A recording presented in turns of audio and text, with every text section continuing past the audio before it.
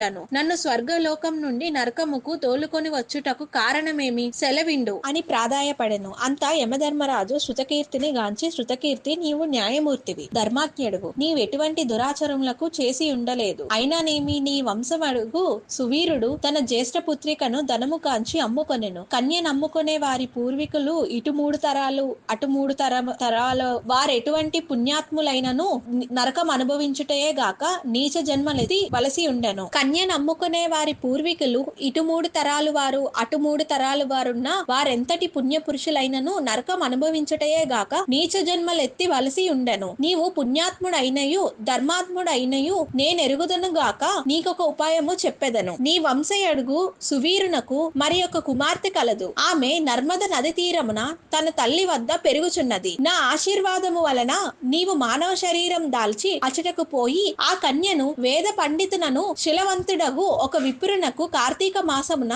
సాలకృతముగా కన్యాదానము చేయించుము. అట్లా చేసిన ఎడల నీవు నీ పూర్వీకులు సువీరుడు మీ పుత్రగణములు కూడా స్వర్గలోకమునకు ఎదుగురు. కార్తీక మాసంలో సాలంకృత కన్యాదానము చేసిన వాడు మహాపుణ్యాత్ముడగు. పుత్రిక సంతానం లేనివారు తమ ద్రవ్యముతో కన్యాదానం చేసినను లేక విధి విధముగా ఆబోతునకు వివాహము ఓనర్చిన కన్యాదాన ఫలమగును. కనుక నీవు వెంటనే భూలోకమునకు ఎగి నేను తెలిపినట్లు చేసితి పని ఆ ధర్మ కార్యము వలన నీ పితృగణము తరంతరు పోయిరమ్ము అని పలికెను. శత్రుకీర్తి యమునకు నమస్కరించి సెలవు తీసుకొని నర్మద తీరమున ఒక పర్ణ కుటీరంలో నివసించుచున్న సువీర్ని భార్యను కుమార్తెను చూచి సంతోషపడి ఆమెతో యవత్తు విషయములు వివరించి కార్తీక మాసమున సువీరుని 2వ కుమార్తెను సాలంకృత కన్యాదానము వివాహము చేశాను. అట్లు కన్యాదానము చేయుట వలన సువీరుడు కూడా పాప విముక్తుడై స్వర్గలోకమునున్న పితృదేవతలను కలుసుకొనెను. కన్యాదానము వలన మహాపాపములు కూడా నాశనమగును. వివాహ విషయంలో వారికి మాట సాయమును చేసినను పుణ్యం కలుగును. కార్తీక మాసమున కన్యాదానం చెయ్యవలయునని దీక్షభూని ఆచరించిన వాడు విష్ణు సన్నిధాన్యము పొందును. శక్తి కలిగి ఉండి ఉదస్నీనత